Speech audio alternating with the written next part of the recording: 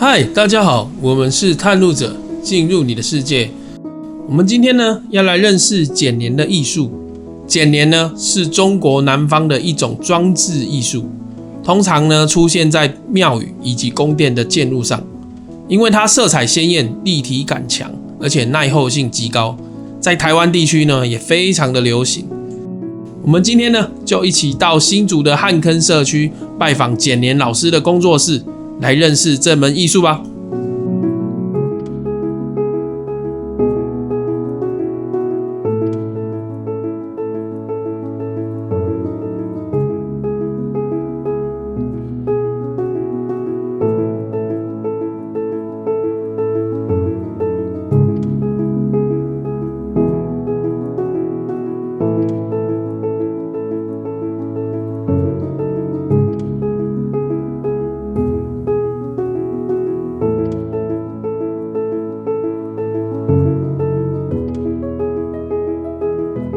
这个就是专门做剪黏用的陶碗哦，专门做剪黏用陶碗，就是它釉色比较单纯，是不是？其实现在的颜色很多哦，现在颜色很多。哇，它的另一面真的是不光滑的呢，就是它只是为了这个釉料这一面，因为它粘的话，你这个有釉药的话，它粘不住。对，比较粘不住。哦，难怪它里面就是粗粗的，跟我们吃饭的碗不一样。对，不一样。在新埔，所以我们就是以柿子的意象来做我们的剪黏的创作。哦，这个也是我们后续游程体验会做的剪黏。哦，所以我们之后也会自己做这个，是不是？对，哦、就是京汉路线的是会。那它也是用水泥去做底。粘着剂啊，以前粘着剂是水泥牛皮，你知道吗？牛皮胶。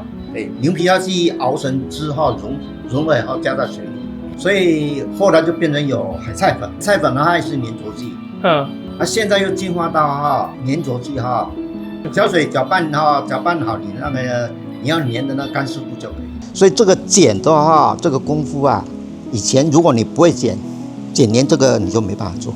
哦，现在门槛降低了。现在你只要买回来去组合，就新的材料。它叶脉都已经好了。对，它大小有分，颜色，这花本身是整朵的。哦，所以你就拿来贴上去贴一贴，所以这些渐层色也都是他们自己釉药就做好了。只要把它粘上去，很方便。对，现在的很方便，所以现在的话几乎没什么技术。那现在连庙宇上也直接用这个了吗？对啊，这个就是现在庙你看99%的都是这种形状的啊。那这样他就不用什么技师老技师的。对啊，只要随便找个工班弄就好了。对，这种的话就要技术性的。其实看得出来，因为它这个就不会是它的那个形状，所以这个花瓣也是老师剪出来的。对，其实这一幅是应该做的是牡丹。牡丹花它的花瓣有缺的，不是说整片像这个桐花是没有那个锯齿状的。对。最好辨认就是这个锯齿状比较麻烦。没要轻轻剪。因为它那事后可以再磨。其实磨很不好磨啦，这个硬度很高，差不多有到瓷化了，所以你要磨很难磨。所以你一开始就要剪好。对，一慢慢剪就把它剪出形状，一下要剪出来。就有一个时期的用玻璃，这个是玻璃，这是拆下来的我们要拆下来旧的。这是旧的拆下来的。但是它的底的那个水泥还在。这是玻璃嘛？对。因为玻璃的话因为它没那么硬，对，比较脆。玻璃的话要用到石灰，用石灰才可以粘。那像这种人偶的脸就是已经有一个做好的人可以贴上去这样子。对，这个是用我们这一派的啦是用那个陶，这个是陶的。对，陶土。陶器烧出来的，这也是自己烧了。它就有一个模具，一个人脸的模具。对。这个是八仙，那边还有。老师这个收下来之后，你还会再给它再粘回去吗？还是因为不能再粘？可以，因为这个玻璃现在很不好找了。玻璃的很不好找。对，现在已经没有人在用了啦。泥塑的方式把它做回去，这个龙全部都是用水泥去做，这个就是泥塑。这是用水泥做的泥塑。对，水泥。所以这是等于是它粗胚，然后这个是细修的。对。有倒角的或者是一些这个是不是就还要再安装什么钢丝啊？有啊，这个主体是用铁丝网里面也是一个主架对，然后再铁网把它包起来。这个凸起来哈，这个都是有那个网子。哦，网子。铁网，这个哈用白铁网。这个蝴蝶哈，是不是很薄？对，这也是水泥做的。对，水泥做的。没有。这个就是白铁网。白铁网。那是就做作品啊，剩下的那些减剩出来的材料，把它做这个。不要废物利用。对，让它变好看。60几年那时候都是用玻璃，然后到80年就又改那种陶的了。以前最初是用这种的，这个是最初的。应该说在大陆那个时候，在岭南那边很多陶瓷厂，对，它很多报废的嘛。那个花瓶啦、碗啦，它因为有一些变形，它就丢掉不要。所以这个其实一开始是一种废物利用。对，刚开始是这种观念。然后后来发现，它有陶瓷的质感跟玻璃的质感，然后就去给它做冲。刚开始是废物利用没错啦。用了以后哈，量越来越多。它这个的耐候性就很好，就是在太阳下看，它就永远就是亮亮的。对，亮亮的。所以它就变成人家很喜欢这个亮亮的，因为比漆还要耐。它颜色不会变啦。对，因为它都是矿物或者是釉药的这个。对。玻璃这个是背后都会很光滑，所以就会比较粘不住。旁边哈，你一定要抹，像这个凸出来的哈，就比较会掉。盖过去。盖过来一点点哈，要抹，把它抹的全部抹进去。它这一片然后粘上去，它就盖过来这边，它是胶。上面一片的哈，这边哈又把它盖住。有没有哈？对。它盖着它就不会掉了。对。可是石灰哈会风化嘛？对。风化的时候哈，像大概也是20几年左右，它慢慢风化。你像现在天气很热的时候，像有的地方下西北雨，对，热胀冷缩，碰到水啊，它就会爆。就会爆。所以它最后就会这个之后自己爆，就慢慢就会掉啊。所以这不是人家敲掉，是它自己掉的。对，自己掉的。所以时间大概20几年左右了。然后又要换一批。又要重修。这种有这样子一种方式。它大小形状你没办法控制，没办法控制，你每次剪它都不一样，都不一样，所以陶碗的做是先取大面积又可以用得到的，然后越剪越细，所以又用小的部分小的地方，就会有很多个收集材料的那个，哇，这个就变这么大，这样这个就不剪了，因为这个太小了，有时候一剪的话，它就会变成细细的细碎块。有的很细的，等于是像你的材料库，你像乐高那个，就是看你喜欢。这个都是剪出来的，像这样子对。其实下一次你要剪这个形状，你也剪不出来。它刚好裂这样子你就把它收集起来，下次要用的时候就可以用。那这也是蛮豁然力的。对，还有很细的那根本你没办法剪。对啊。像这个你根本没办法剪。对，我还以为这是你故意再把它修小，结果没办法修。因为它每次裂都不一样。你要真的应力是一个很难。你真的要想要这种形状去剪对，可能剪3-5片你也剪不出来。你一直剪也剪不出来。等于你一开始，如果你一开始都没有这些材料，你必须剪很大量，然后所以去收集去分类比方说我现在要剪。其实这个是当花叶用的，对，这都是你刻意找这个形状的，然后你再给它，你顶多细修一下，我可以剪给你看，好，你现在说，比方说你现在剪出来什么形状不知道嘛，你就先，我剪的方式就是以中间我会切下去，比方说你要一个形状这个是当花叶，我裂上是要这样子给它裂的，对，这个就比较大了嘛，又太大。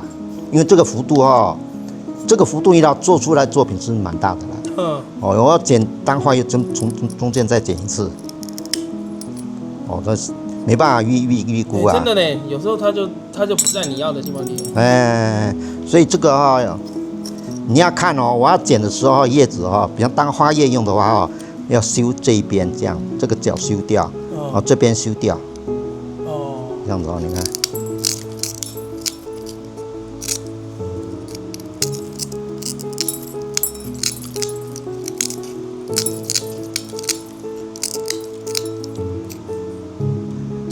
大概一个形状就出来了。这样子。所以你如果大片的，它才会变不可控的变形，但是小部分你是可以让它变有点可控的。但不能太大的。太大它又整个裂那个你不要裂的地方。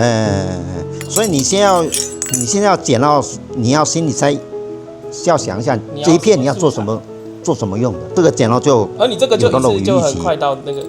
我预期的有到，它就有一个很漂亮的曲线。这就差不多成型了嘛。对。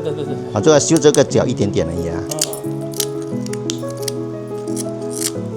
啊。这样子就成型了。对。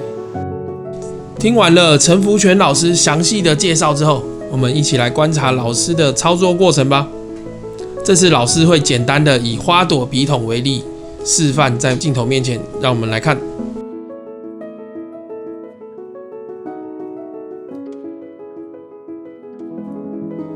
花瓶主体呢附上土之后，便要开始选择合适的陶片。在这个时候呢，形状以及颜色的配色是非常关键的。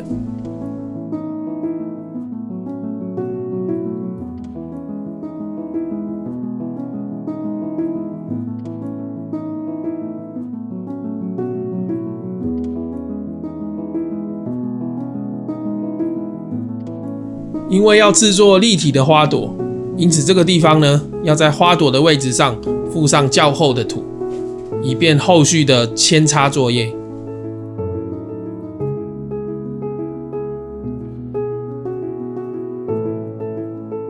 这个时候，老师会以沾水的笔将土来抹平，增加作品的美观度。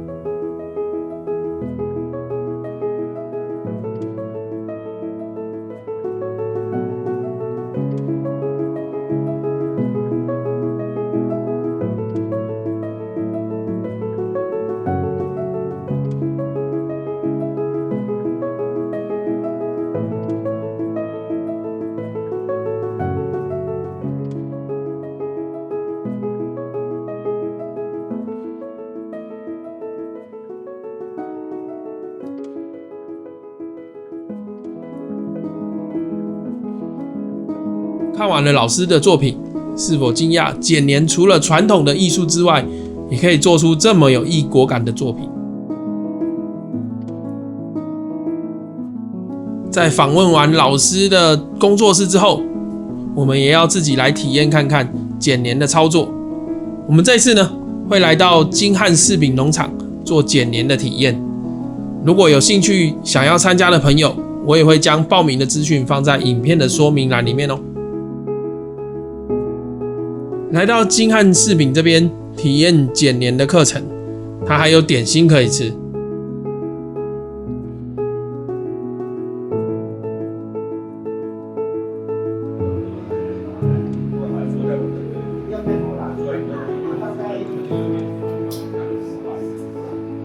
这是牛玉。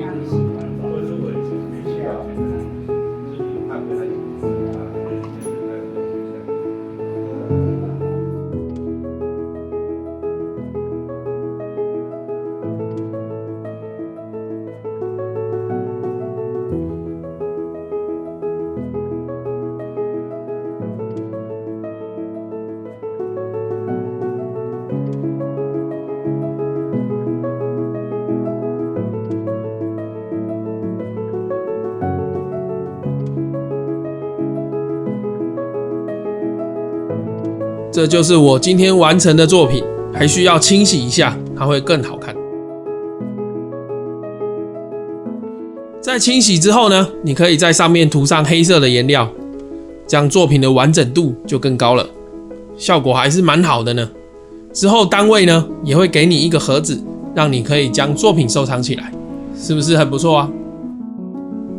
好，那这就是我们今天的剪黏体验的影片啦。如果喜欢我们的影片呢，请帮我们按赞、订阅还有分享。那不要忘记打开小铃铛。我们是探路者，进入你的世界，拜拜。